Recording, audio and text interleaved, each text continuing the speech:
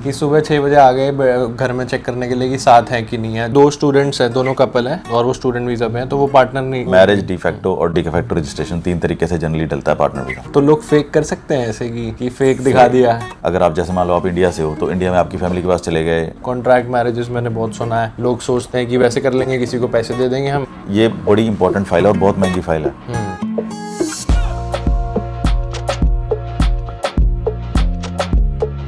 Very good morning, hi can channel, this is Tushar. We have mister Gagandeep ji after long time. कैसे हो? बढ़िया बढ़िया भाई, तुम बताओ कैसा चल रहा है? बस ऑल गुड। तो आज की इस वीडियो में हम लोग कवर करने वाले हैं all about partner visa. Australia में पार्टनर वीज़ा क्या होता है और उसके बारे में हम लोग पूरी डिस्कशन करेंगे। काफ़ी सारे क्वेश्चंस हम इस वीडियो के अंदर क्लियर करेंगे जो आप लोगों के मन में डाउट आता है, जो लोग सोच रहे हैं अप्लाई करने का पार्टनर वीज़ा या फिर जो ऑलरेडी हैं। तो वीडियो पूरी एंड तक देखना, आप लोगों को बढ़िया इन्फॉर्मेशन मिलेगी। अगर आप लोग चैनल पर नए नीचे चला तो सब्सक्राइब बटन है, जाके आप लोग दबा सकते हो। Let's start the video. तो सबसे पहले गगन भाई, very basic question, partner visa होता क्या है? भाई पार्टनर वीज़ा ये होता है जब तुम्हारा पार्टनर पीआर या सिटीजन हो या एलिजिबल न्यूजीलैंड सिटीजन हो। उसके अंदर क्या होता है कि तुम अपनी पीआर की फाइल डालते हो। लोगों को ना एक मिसकंसेप्शन है कि अगर हमारा पार्टनर स्टूडेंट वीज़ा पे है, टेम्परेरी वीज़ा पे है, तो उसको ही पार्टनर वीज़ा बोलते हैं। नहीं, उसको जनरली डिपेंडेंट पे बोलते हैं कि एक बंदा ने वीज़ा डाला हुआ है, दूसरा उस वीज़ा के ऊपर डिपेंडेंट आ रहा है। पर जब आपका पार्टनर पीआर या सिटीजन होता है तो उस टाइम पर आप पीआर डालते हो तो उसको पार्टनर वीज़ा बोलते हैं, जिसकी जो फीस आजकल बड़ी हाइप है, ऑलमोस्ट 13,000 तक पहुंचा दी इन्होंने। तो उसको पार्टनर वीज़ा बोलते हैं। तो उसका वो सब कैटेगरी क्या होती है? 18 क्या बोलते हैं उसको? 890, 820, 801, 820, 309। हाँ, तो जब मेरा पीआर आई ना तो मैंने 190 का स्क्रीनशॉट लगाया था अपना, तो लोग कह रहे पार्टनर वीज़ा आई। अरे 190 स्किल नॉमिनेशन होती है भाई, partner visa is very different. तो पार्टनर वीज़ा नहीं था, but any how partner visa पे आप वापस आते हैं। तो अगर 2 स्टूडेंट्स हैं, दोनों कपल हैं और वो स्टूडेंट वीज़ा पे हैं, तो वो पार्टनर नहीं डालेंगे तो सेम वीज़ा पे रहेंगे। हाँ, वो उसको स्टूडेंट, अगर एक बंदा स्टूडेंट है और दूसरा उसके ऊपर एज जा रहा है तो वो स्टूडेंट डिपेंडेंट जा रहा है, वो पार्टनर वीज़ा नहीं बोलते उसको। ओके, और स्टूडेंट डिपेंडेंट होता है। और क्या होता है गगन भाई इस पार्टनर वीज़ा के अंदर? पार्टनर ये है कि अब पार्टनर वीज़ा में 2-3 तरीके से होता है। जब एक बंदा पीआर सिटीजन है, दूसरे पीआर सिटीजन लेनी है, बेसिकली तो उसी को पार्टनर वीज़ा कहते हैं। तो इसमें किस में होता है? शादी जरूरी होती है लिखित में या फिर फोटोज में या फिर नहीं, इसका 2-3 तरीके होते हैं। एक तो होता है कि शादी करी तो हो गया। फिर एक होता है शादी के लिए ऑफ कोर्स मैरिज सर्टिफिकेट चाहिए। Does not has to be boy girl, girl boy, it can be boy boy, girl girl. Australia में जैसे किसी भी कंट्री में अगर आप शादी करते हो जहाँ पे ये लीगल है, तो वहाँ मैरिज वाले में आप मैरिज सर्टिफिकेट देते हो। डिफेक्टो वाले में 2 तरीके होते हैं। एक होता है आप अगर 1 साल से ज़्यादा इकट्ठे रिलेशनशिप में हो तो डिफेक्टो आप डॉक्यूमेंट के बेस पे डालते हो, मतलब आप डॉक्यूमेंट प्रूव करते हो कि हम साल से ज़्यादा इकट्ठे रह रहे हैं। एक होता है आप डिफेक्टो रजिस्टर करवा लेते हो, जैसे मैरिज रजिस्टर करवाते हैं ना, वैसे डिफेक्टो रजिस्टर कराते हैं। तो वो अगर आपने डिफेक्टो रजिस्टर करवाया तो वो वाला डॉक्यूमेंट साथ लगता है, फिर आप उस ग्राउंड्स के ऊपर डालते हो। मैरिज, डिफेक्टो और डिफेक्टो रजिस्ट्रेशन 3 तरीके से जनरली डलता है पार्टनर वीज़ा। तो जैसे रिलेशनशिप में हो तो डिफेक्टो लोग डाल लेते हैं और अपना रजिस्टर करवा देते हैं गवर्नमेंट की वेबसाइट पे। हाँ, करवाओ ना करवाओ दोनों चलते हैं। अगर रजिस्टर नहीं करवा रहे फिर आपको डॉक्यूमेंटेशन से प्रूव करना पड़ेगा 1 साल का रिलेशनशिप। अगर आप रजिस्टर करवा रहे हो तो वो वाला आपका हार्ड वर्क थोड़ा कम हो जाता है। अगर आपका रजिस्ट्रेशन सर्टिफिकेट है तो 3 तरीकों से डलता है, एक मैरिज सर्टिफिकेट के साथ, एक डिफेक्टो के डॉक्यूमेंटेशन के साथ और डिफेक्टो रजिस्ट्रेशन के साथ। ठीक है, उसके बाद क्या होता है? डायरेक्ट पीआर हो जाते हैं? क्या सीन? नहीं, पहले टेम्परेरी लगता है। ये बड़ी ध्यान देने वाली बात है। क्या होता है, जिस डेट को तो आपने पहली फाइल लॉन्च करी टेम्परेरी पार्टनर वीज़ा वाली, उसके एग्जैक्टली 2 साल बाद आप परमानेंट पार्टनर वीज़ा के लिए एलिजिबल हो जाते हो। चाहे आपका फर्स्ट स्टेज जितनी मर्जी लेट आए, उससे मैटर नहीं करता। आप की एलिजिबिलिटी सेकंड स्टेज के लिए एग्जैक्टली 2 साल ऑफ फर्स्ट एप्लीकेशन होती है। तो क्या करता है, आजकल फर्स्ट एप्लीकेशन में कई बार 1.5-2 साल भी लग रहे हैं। डिपेंड करता है आप किस पासपोर्ट हो और आपकी फाइल किस तरह से प्रिपेयर्ड है, आपने डॉक्यूमेंटेशन इनफ दिए हैं कि नहीं दिए। तो अगर तो उसमें डिले 2 साल तक भी हमने देखा है। तो अगर 2 साल में डिले 2 साल से आगे भी निकल जाता है तो उस केस में कई बार ये दोनों टेम्परेरी और परमानेंट दोनों एक ही बारी में भी ग्रांट हो जाती हैं, काफी बार जाती है। ओके, और एक फनी क्वेश्चन, जैसे आपने बोला वो बॉय बॉय गर्ल गर्ल वाला, तो लोग ऐसे फेक करते हैं, मतलब नथिंग रॉन्ग कोई अगर सुन रहा है तो, बट मैं ऐसे जेनरिक पूछ रहा हूँ, जब काफी सारे लोगों को डाउट आएगा। तो लोग फेक कर सकते हैं ऐसे कि फेक दिखा दिया है? फेक हो नहीं सकता। फीस इतनी ज़्यादा जो बड़ी है ना, वो इसलिए नहीं बड़ी कि जस्ट फॉर लॉजमेंट, उसके लिए काफ़ी चेकिंग है जिसके लिए इनका खर्चा हो रहा है। चेकिंग के लिए जाते हैं, फ़ोन कॉल होना सबसे कॉमन है। हर किसी में चेकिंग नहीं होती। अगर आपकी फाइल अच्छी है तो चांसेस कम है चेकिंग होने के। पर चेकिंग के क्या तरीके हैं, जैसे फ़ोन कॉल हो गया तो सिर्फ फ़ोन कर लेंगे, आपको कर लेंगे, आपके पार्टनर को कर लेंगे, किसी और को भी कर सकते हैं जिसका आपको रिलेशनशिप के बारे में किसी से अगर इंक्वायर करना हो। आपका सोशल मीडिया चेक होने के काफ़ी ज़्यादा चांसेस हैं। फिर जाके छापा मारना जिसको बोलते हैं कि जैसे आपके घर पे आ गए और टाइमिंग्स पे आ गए, अगर आप जैसे मान लो आप इंडिया से हो तो इंडिया में आपकी फैमिली के पास चले गए, इंडिया में वहाँ पे भी जा सकते हैं। हाँ, जैसे अगर हमारे क्लाइंट की जैसे कोई गांव में रहता है तो गांव के मंदिर गुरुद्वारे चले जाते हैं, किराने की दुकान पे चले जाते हैं। तो ये खुद ऑजी खुद जाते हैं या फिर वो दिल्ली छोड़ से- रखे होते हैं? नहीं, जो इन्होंने इनकी टीम के बंदे होते हैं, मतलब तो चेक करने के लिए कि सही रिलेशनशिप है कि नहीं। हाँ, तो इतने पैसे इसीलिए ले रहे हैं because partner visa involves lot of checking, time consuming, क्योंकि अब किसी का सोशल मीडिया को प्रोफाइल को चेक करना टाइम लगता है ना केस ऑफिसर्स का भी। और अगर मान लो कोई जा रहा है तो स्पेशली अगर दिल्ली से किसी गांव गए, वहाँ से खर्चा सब कुछ होता है, इसलिए फीस इसकी बहुत ज़्यादा बड़ी इसीलिए जा रही है क्योंकि इस वीज़ा के अंदर चेकिंग बहुत ज़्यादा है। तो वो कितनी फीस होती है इसकी अगर जेनरिक पूछूं?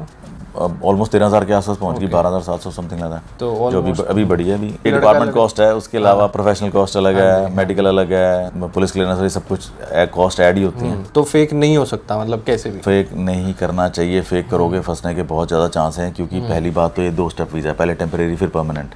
टेम्परेरी के स्टेज पे भी डॉक्यूमेंट सबमिट होते हैं, बीच में डॉक्यूमेंट रिक्वेस्ट भी कर लेते हैं, फिर परमानेंट स्टेज पे भी होते हैं डॉक्यूमेंटेशन, और इतने सारे डॉक्यूमेंटेशन फेक करना इतना आसान नहीं है। फिर उसके ऊपर फ़ोन कॉल चली गई, डिपार्टमेंट चेक करने आ गया, सोशल मीडिया के ऊपर प्रोफाइल चेक कर लिया, तो it is not that easy कि आप इसको फेक कर सको।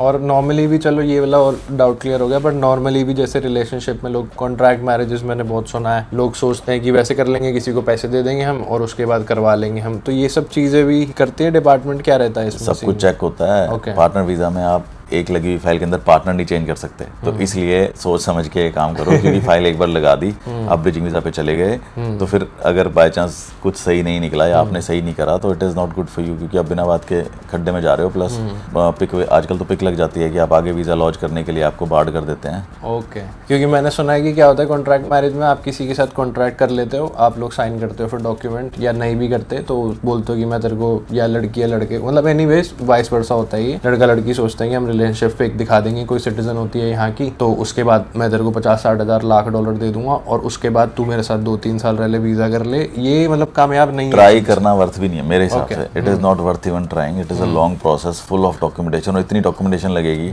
बैक टू बैक लगेगी, phone records, photos, social media checking, ये सब कुछ से निकलना फेक में नहीं। कि सुबह 6 बजे आ गए घर में चेक करने के लिए कि साथ है कि नहीं है, झूठ बोल रहे हैं या क्या सीन है? हाँ, और जनरली और टाइमिंग्स पे आते हैं, सुबह सुबह आ गए, तो अगर ऐसा कोई बंदा करेगा, पहली बात तो फिर घर 2 अलग अलग लोकेशन से कर रहे हो, तो फिर तो जिस दिन आए उस दिन दिख जाएगा कि वहाँ पे कोई रह नहीं रहा, या IP फिर आने के बाद भी वो चेक करते हैं कहाँ पे सराहने पड़े हैं, चार्जर कहाँ है, ब्रश कहाँ है, कपड़े कहाँ हैं, घर में और कौन रह रहा है, बर्तन क्या है, मतलब हर एक चीज़ चेक करते हैं उस टाइम पर, और उस टाइम पे इंटरव्यू भी होएगा।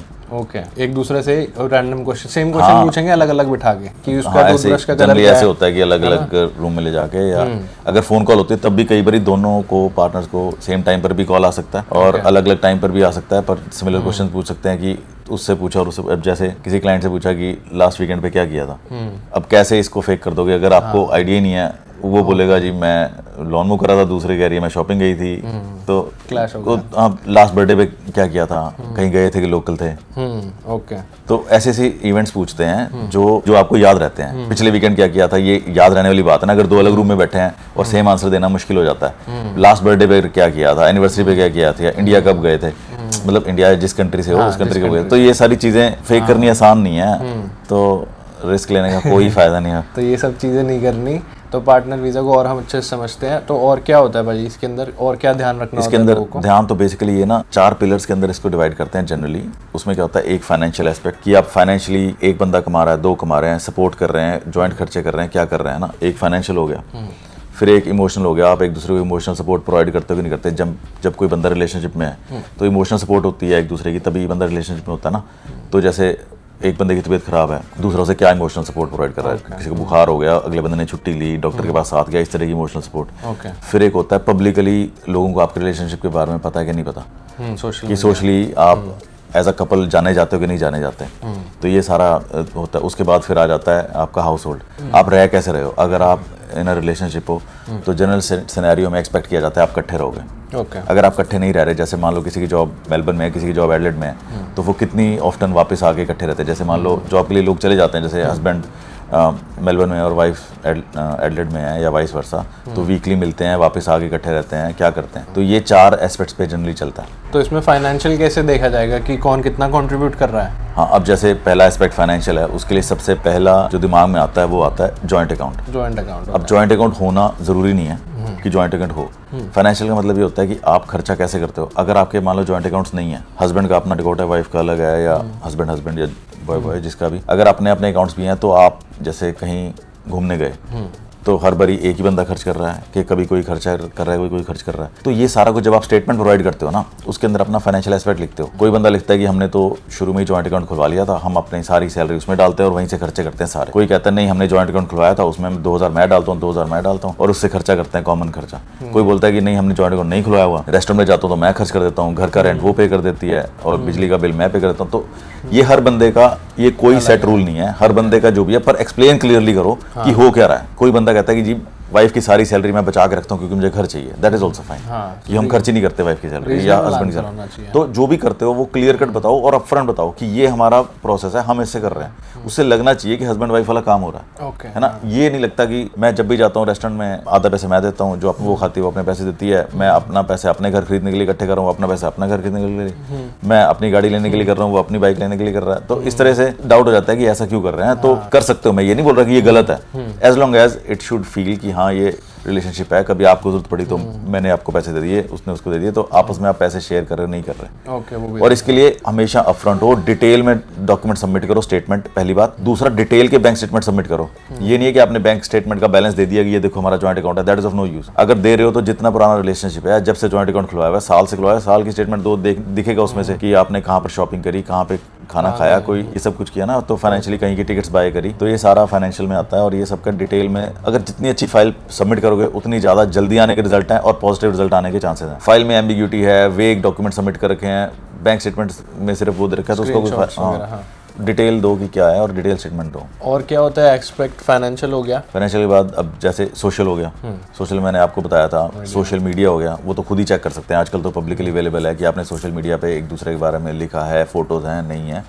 अगेन सेम थिंग, जरूरी नहीं है कि सोशल मीडिया पे हमेशा फोटो में दोनों ही होने चाहिए, पर सोशल मीडिया में ये नहीं लगना चाहिए कि आप सिंगल हो या वो पार्टनर को हाइड नहीं करना होना चाहिए। ठीक है, अगर आप ऑफिस की फोटो डाल दी, ये डाल दी, दैट इज फाइन, पर ये नहीं होना चाहिए आपका सारे सोशल मीडिया प्रोफाइल में आप अपने आप को सिंगल पोर्ट्रे कर रहे हो या बिना पार्टनर पोर्ट्रे कर रहे हो। दूसरी बात, जब आप डॉक्यूमेंट सबमिट करते हो, ये भी बहुत इंपॉर्टेंट है, डॉक्यूमेंट सबमिट करते हो, डिपार्टमेंट को पता है कि हर कल्चर कैसे ऑपरेट करता है। शादी कैसे होती है, पेरेंट्स आते हैं तो क्या होता है, किसी के बर्थडे पर जाते हो तो कैसे कपल्स बिहेव करते हैं। तो इस वजह से जब आप फोटोज प्रोवाइड करते हो उसमें लगना चाहिए पब्लिकली आप इकट्ठे हो, ना कि एक प्राइवेट रूम के अंदर फोटो सबमिट कर दी, गाड़ी के अंदर फोटो सबमिट करती, that is not a good idea. ये बड़ी इंपॉर्टेंट फाइल है और बहुत महंगी फाइल है, इसलिए मेक श्योर जो भी फोटोज प्रोवाइड कर रहे हो वो पब्लिकली खिंची फोटो होनी चाहिए, जहाँ पे पब्लिक आप एज अ कपल हो। किसी के बर्थडे पर गए तो बर्थडे बॉय बर्थडे गर्ल के साथ एज अ कपल खड़े हुए हो, केक खिला रहे हो, कहीं मूवी देखने गए तो एक दूसरे के साथ बैठे हुए हो, कहीं रेस पे गए या बीच पे गए तो वहाँ पर आसपास लोग हैं और आप सेल्फी ले रहे हो एज अ कपल। तो इस तरह की दोस्तों ने इनवाइट कर रखा, लोग इनवाइट सबमिट करते हैं। ये मेरे को इनवाइट आया था हस्बैंड वाइफ का कि ABC come with your wife, this kind of invites जो होते हैं, जो इनवाइट्स के अंदर दोनों का नाम लिखा हुआ है, that is also a good वो। और कौन सा और जैसे हाउस होल्ड का है कि आप कैसे रह रहे हो। जैसे मैंने थोड़ी सी आपको पहले ही बता दिया था कि कैसे रह रहे का मतलब है, अगर आपका खुद का घर है, कितने बेडरूम है, आप दोनों एक बेडरूम में रह रहे हो, अगर सेम स्टेट में सेम घर में रह रहे हो, तो अगर कोई गेस्ट आता है उसके लिए गेस्ट रूम है, या आप दोनों अलग अलग बेडरूम में सो रहे हो। अब कोई अगर हाउस शेयर कर रहे हो, अब जैसे कई लोग शेयर भी करते हैं ना, तो बोलते हैं कि ये हमारे पास ये रूम है, उसके पास वो रूम है। तो हाउस होल्ड में कैसे रहना, अगर अलग रह रहे हो तो कितनी ऑफ्टन आप वापस आते हो, वापस आके मिलते हो, तो ये सारा कुछ भी चेक होता है। घर की लीज जाती है, कई बार पड़ोसी से पूछ लेते हैं, साथ वालों से कि आप जानते हो ये आपके यहाँ कपल्स रहते हैं, तो पड़ोसी वेरीफाई करते हैं कि हाँ ये A और B इकट्ठे रहते हैं। बेडरूम की फोटो तो नहीं मांगते ना? जब छापा मारने आएंगे तो देखेंगे ही कि बेडरूम कहाँ है, चार्जर कहाँ है, सराने कहाँ है। लाइव जैसे नॉक कर देंगे कि आ जाएंगे रैंडम, ऐसे हुए या चेक्स पीछे? हाँ बिल्कुल, फोन कॉल्स होते हैं, चेकिंग होती है, एप्लीकेंट के पास जाते हैं, घर में चले जाते हैं ओवरसीज में, तो सब कुछ होता है। और कौन सा एस्पेक्ट होता है? Emotional aspect. इमोशनल एस्पेक्ट, ठीक है। उसके अंदर ये होता है कि आप एक दूसरे को कितनी इमोशनल सपोर्ट प्रोवाइड करते हो एज अ कपल। तो उसके अंदर वही जैसे मैं बोल रहा था, जैसे डॉक्टर देता है कि हाँ जब भी हमारे पास आते हैं एज अ कपल आते हैं, कभी जैसे प्रेगनेंसी हुई तो क्या एक दूसरे को सपोर्ट करी, या किसी की तबीयत खराब है तो कैसे सपोर्ट करते हो, तो ये इमोशनल एस्पेक्ट होता है कि हम दूसरे को इमोशनली सपोर्ट करते हैं। ओके, इसकी सारी स्टेटमेंट के अंदर ही आता है कि how do you support each other emotionally. Statement देनी होती है दोनों। ओके, और कोई पीस ऑफ एडवाइस इस वीज़ा के लिए लोगों बस यही है भाई कि बहुत महंगा वीज़ा है, इसको बहुत ध्यान से करो, कम डॉक्यूमेंटेशन मत लगाओ। कम का मतलब ये नहीं है कि ज़्यादा के केस में बहुत ज़्यादा बिना बात के लगाए जाओ। स्टेटमेंट बहुत क्लियरली डिटेल्ड दो, बैंक स्टेटमेंट ज़्यादा दो जितनी दे सकते हो जो प्रूव करता हो। अगर आपके पास कॉल लॉग्स हैं, मैसेजेस हैं, वो दो ताकि दिख सके आप कितनी ऑफ्टन बात करते हो। दिन में 4 कॉल करिए, ये कॉल करिए। मैसेज का स्क्रीनशॉट दे सकते हो, जैसे अगर मान लो कोई बंदा अपार्ट रह रहा है तो हम मैसेज पे शेयर करते हैं, कॉलें करते हैं, ये सारा कुछ, ये सारी चीज़ें डिटेल में दो। तो ये सारी चीज़ जितना आप अच्छी डॉक्यूमेंटेशन प्रोवाइड करोगे उतने ज़्यादा चांसेस हैं जल्दी वीज़ा आएगा और चांसेस हैं कि पॉजिटिव रिजल्ट आएगा। कम डॉक्यूमेंटेशन दोगे, वेग डॉक्यूमेंट्स दोगे, लिमिटेड इन्फॉर्मेशन दोगे तो केस ऑफिसर को कैसे पता लगेगा ना रिलेशनशिप जेन्युइन है। जैसे फोटोग्राफ्स है, मेक श्योर पब्लिक वाली फोटोग्राफ्स दो, और हो सके तो रिलेशनशिप जितना लंबा, जैसे मान लो आप कह रहे हो 2 साल रिलेशनशिप है तो ये पिछले हफ्ते की ना दो ना कि सारी फोटो एक ही कपड़ों में है।